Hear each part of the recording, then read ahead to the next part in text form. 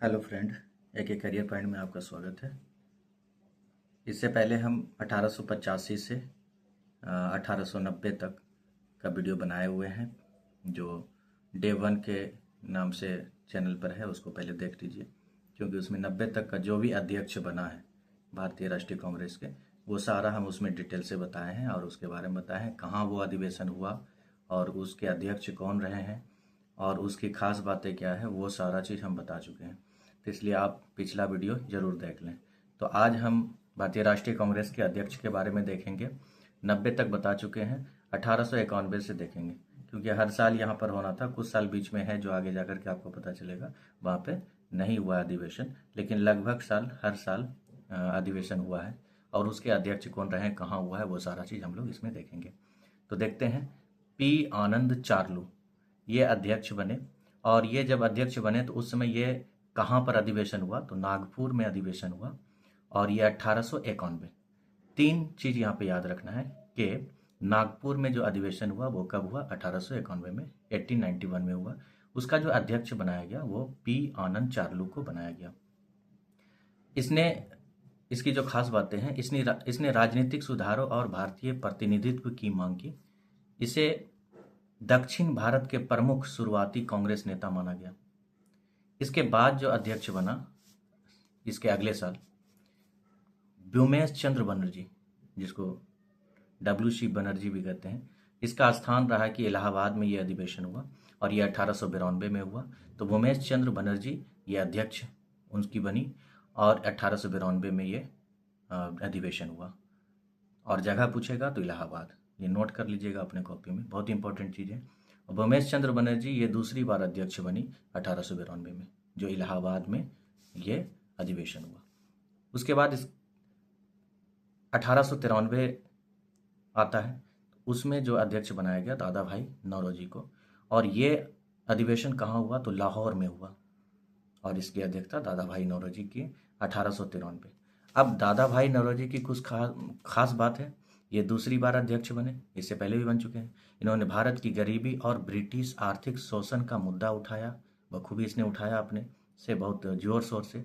इन्होंने धन निकासी सिद्धांत भी दिया, जो कि पिछले वीडियो में हम बता चुके हैं। उसके बाद जो 1894 आता है, 1894 जो साल था उसमें जो अध्यक्ष बनाया गया अल्फ्रेड वेब, ये अधिवेशन मद्रास में हुआ।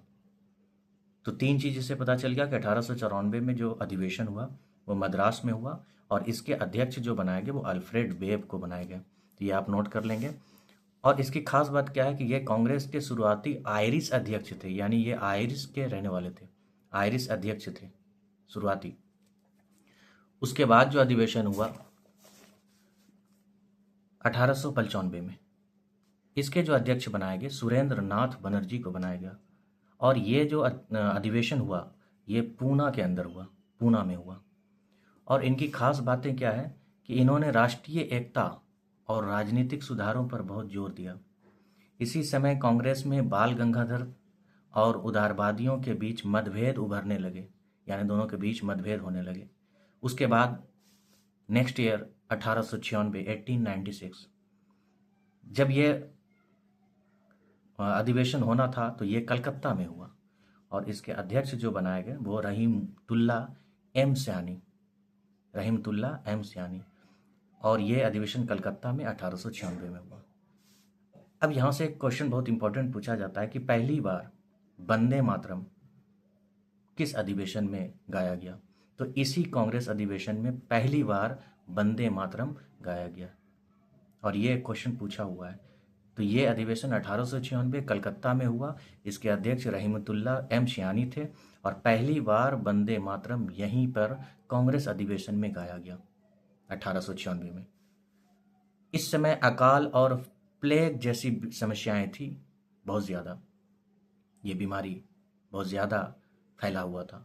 ये प्रथम मुस्लिम अध्यक्ष थे। तो ये भी एक इम्पोर्टेंट क्वेश्चन पूछा हुआ है कि प्रथम मुस्लिम अध्यक्ष कौन थे, तो रहीमतुल्ला एम सयानी, जो कलकत्ता अधिवेशन के अध्यक्ष बने थे 1896 में। प्रथम मुस्लिम अध्यक्ष यही रहे। उसके बाद 1897 1897 इसके जो अध्यक्ष बने वो सी शंकरन नायर, सी शंकरन नायर। और ये जो हुआ अधिवेशन वो कहाँ हुआ? अमरावती। ये जगह का नाम याद रखेंगे, अमरावती। इसके अध्यक्ष सी शंकरन नायर को बनाया गया और ये अधिवेशन 1897 में हुआ। ये न्यायविद और राष्ट्रीय आंदोलन से जुड़े प्रमुख दक्षिण भारतीय नेता थे सी शंकरन नायर। इसके बाद 1898 आता है, 1898। उसमें जो अध्यक्ष बनाया गया, आनंद मोहन बोस को अध्यक्ष बनाया गया। और यह अधिवेशन कहाँ हुआ? तो मद्रास में हुआ। तो 3 बातें यहाँ से भी याद रखना है कि अध्यक्ष आनंद मोहन बोस, मद्रास में हुआ अधिवेशन, 1898 में हुआ, 1898। इसने कांग्रेस संगठन को मजबूत करने पर जोर दिया। कांग्रेस के संगठन को बहुत मजबूती से आगे बढ़ाया, मजबूत करने का काम किया। इसके बाद जो अधिवेशन हुआ वो लखनऊ में हुआ और 1899 में, 1899 में। इसके जो अध्यक्ष बनाए गए वो रोमेश चंद्र दत्त को बनाया गया, रोमेश चंद्र दत्त को बनाया गया। और ये लखनऊ 1899। इन्होंने भारत की गरीबी और आर्थिक शोषण पर जोर दिया। इन्होंने भूमि राजस्व और ब्रिटिश आर्थिक नीतियों की आलोचना किया।